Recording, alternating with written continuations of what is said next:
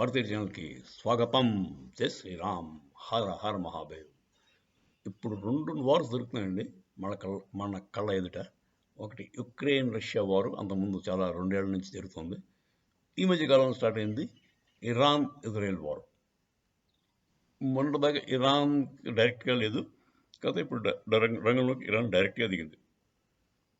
మొన్నటిదాకా by proxy, అంటే Hamas, Hezbollah, Houthi తీవ్రవాదులకి పరోక్షంగా సపోర్ట్ ఇస్తూ ఇరాన్ ఇజ్రాయెల్తో యుద్ధం చేసేది.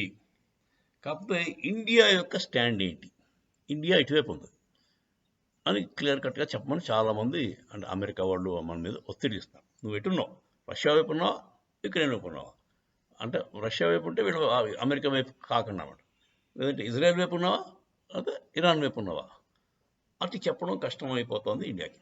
చేతంటే మనకి ఇరాన్ మంచి ఫ్రెండే, ఇజ్రాయెల్ కూడా చాలా మంచి ఫ్రెండ్. అలాగే రష్యా మనకి ఎప్పటి నుంచో ఫ్రెండ్, యుక్రెయిన్తో మనకి యుద్ధం ఎప్పుడూ లేదు. సో ఈ పరిస్థితుల్లో మన వాళ్ళు చాలా స్ట్రాటజిక్గా, తెలివితేటలుగా ముందుకు తీసుకెళ్తూ రష్యన్ ఆయిల్ కొని, రష్యన్ ఆయిల్ని ప్రాసెస్ చేసి దాన్ని మళ్ళీ యూరోపియన్ కంట్రీస్కి ఎక్స్పోర్ట్ చేసి డబ్బు చేసుకున్నారు. కొంచెం దానివల్ల మన ఎకానమీ ఇంప్రూవ్ అయింది. At the same time Russia కూడా ఆయిల్ పట్టు దొరికింది. అంటే మనం వాళ్ళ ఆయిల్ కొనడం వల్ల వాళ్ళకి రూపాయలు, డాలర్లు, వాట్ ఎవర్ కరెన్సీ వచ్చింది. దాంతో వాళ్ళు యుద్ధానికి చేసే సత్తావు, ఊపిరి పీల్చుకోవడానికి టైం ఉంది. దాంతో రష్యాకి సపోర్ట్ ఇస్తున్నామని చెప్పేసి యుఎస్ వాళ్ళు మన మీద శాంక్షన్స్ విధిస్తాం, సెకండ్ గ్రేడ్ శాంక్షన్స్ విధిస్తాం, ఏదో చెప్పాడు, చెప్పాడు. కాకపోతే మన జయశంకర్ గారు, మోదీ గారు చాలా తెలివితేటలతోటి హ్యాండిల్ చేసుకుంటూ ముందుకు వచ్చారు. ఇప్పటిదాకా ఇప్పుడు ఇరాన్ ఇజ్రాయెల్ వార్ ఉంది. ఇరాన్ ఇజ్రాయెల్ వార్లో డ్రోన్స్ టెక్నాలజీ అవన్నీ కూడా ఇరాన్ దగ్గర చాలా ఎక్కువ ఉంది. ఆ డ్రోన్స్ టెక్నాలజీలో ఇండియా ఏమైనా హెల్ప్ చేస్తుందా అన్న చిన్న అనుమానం కూడా ఉంది. తర్వాత ఇండియన్ కంపెనీస్, షిప్పింగ్ కంపెనీస్ కొన్ని ఇరాన్ నుంచి డ్రోన్స్ రష్యాకి సప్లై చేస్తున్నారా అన్న ఒక డౌట్ ఆవిడకి, అమెరికాకి, యుఎస్కి, యూకేకి, నాటో కంట్రీస్కి. దాంతో ఇప్పుడు పాకం ముదురుతోంది, మన మీద ఉచ్చు బిగించేటట్టు ఉన్నారు. అంటే శాంక్షన్స్ ఈ షిప్పింగ్ కంపెనీస్ మీద పెట్టారు, మన ఇండియా మీద పెట్టలేదు, కానీ షిప్పింగ్ కంపెనీస్ మీద శాంక్షన్స్ విధించారు. సో ఇదండి ఇప్పుడు ప్రస్తుత పరిస్థితి ఇండియాది. మెల్లిమెల్లిగా ఉచ్చు బిగుస్తోంది. మోదీ గారు తెలివితేటలు, చాకచక్యం వల్ల మనం బతికి బట్టగట్టాం ఇప్పటిదాకా. ఆయన కానీ ఏ మాత్రం మన వాళ్ళ మూర్ఖత్వం, మన ఓటర్స్ మూర్ఖత్వం వల్ల ఏమాత్రమైనా మోదీ గద్దె దిగిపోతే మన పని ఇంకా కుక్కలు చింపిన విస్తరే. జరగదులండి, మోదీ గారు గ్యారంటీగా గెలుస్తారు. కాకపోతే ఎంత ఎక్కువ మెజారిటీతో గెలుస్తారు అన్నదే ముఖ్యం. ఇప్పుడు 400 పైచీలకు వస్తే ఆయన అంతకుముందు చేసిన వకత్ బోర్డ్ యాక్ట్లు అవన్నీ రిపీల్ చేయడానికి అవకాశం ఉంది. కొన్ని యాంటీ హిందూ యాక్ట్స్ ఉన్నాయి. తర్వాత టెంపుల్స్ అన్నింటినీ కూడా ఫ్రీ చేయడం, అది కూడా జరిగితే చాలా మంచిది. సరే, అది పాయింట్ కాదు. పాయింట్ ఏంటంటే sanctions against India. And America వాడు మన క్లియర్ కట్ స్టాండ్ తీసుకో అని ఇన్సిస్ట్ చేస్తున్నాడు. నువ్వు ఎటున్నావు చెప్పంటున్నాడు. ఇజ్రాయెల్ వైపు ఉన్నావా, లేకపోతే రష్యా వైపు ఉన్నావా, లేకపోతే ఇరాన్ సపోర్ట్ చేస్తున్నావా, లేకపోతే ఉక్రెయిన్ సపోర్ట్ చేస్తావా అని డిసైడ్ చేయమని బెదిరిస్తున్నాడు అమెరికా వాడు. కాకపోతే దానికి లొంగట్లేదు ప్రస్తుతం, ముందుకు వెళ్ళిపోతున్నారు మన వాళ్ళు. ఈ శాంక్షన్స్ కూడా మనకి అంత అలవాటు లేని ఇదేం కాదు.